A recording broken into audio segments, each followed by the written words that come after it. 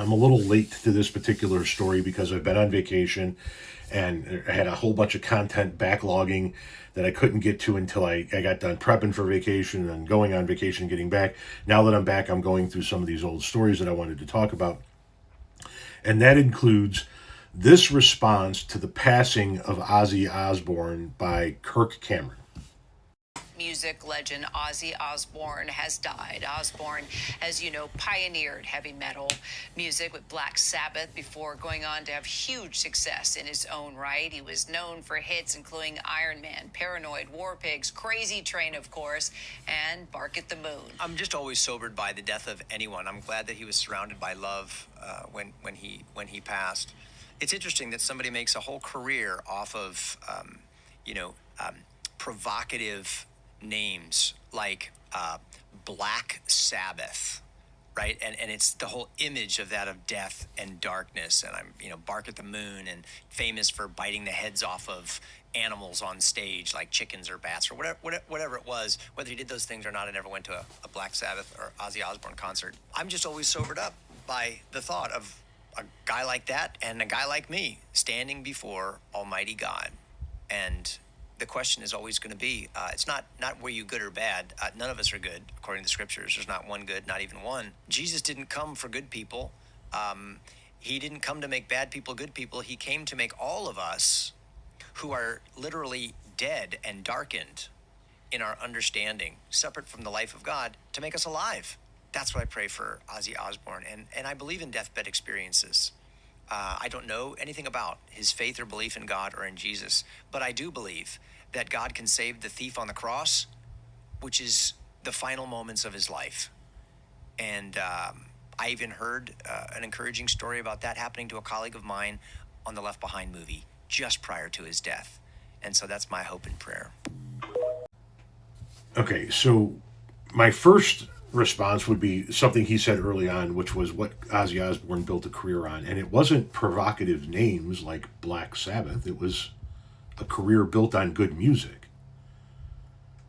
His career was all about the music he made with Black Sabbath as a solo artist in collaboration with other artists. The drama and the pageantry and the imagery of the names and the stage performance, that's all been part of music for centuries. I mean, including plays and operas and the dramatic and the theatrics.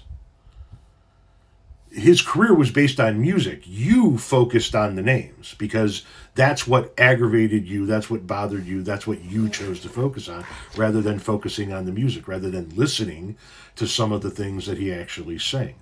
Then you talk about how all of us are dead and dark after saying he built his career on death and darkness.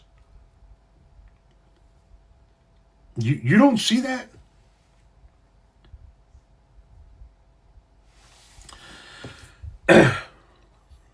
Then you go on to say, excuse me. Sorry, somebody was trying to buzz in or ring in. It was just one of those annoying sales calls. Then you go on to say that none of us are good. And I can't imagine going through life thinking to myself that I'm not a good human being because God told me I wasn't good. God made me not good. We're all dark. We're all dead. We're all not good, separate from a life with Jesus Christ. I can't imagine going through life thinking that about myself. To me, it's stunning.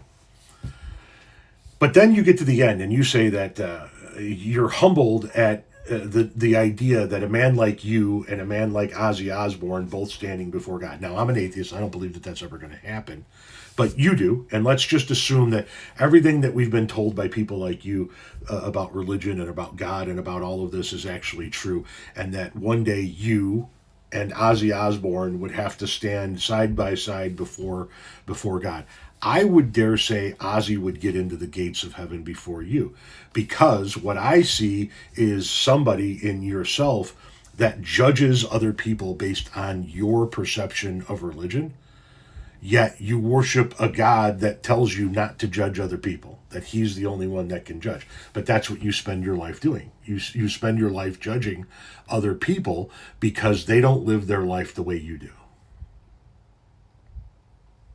I would dare say Ozzy would get in before you, if it were all real.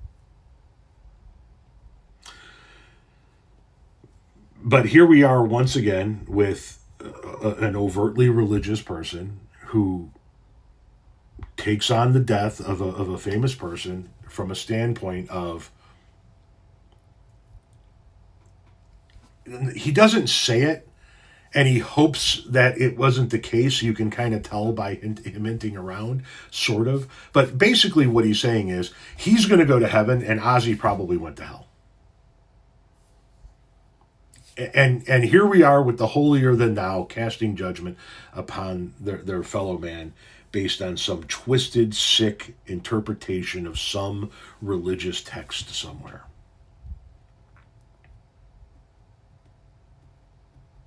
When I look at Ozzy Osbourne and Kirk Cameron, I only see one disgusting human being.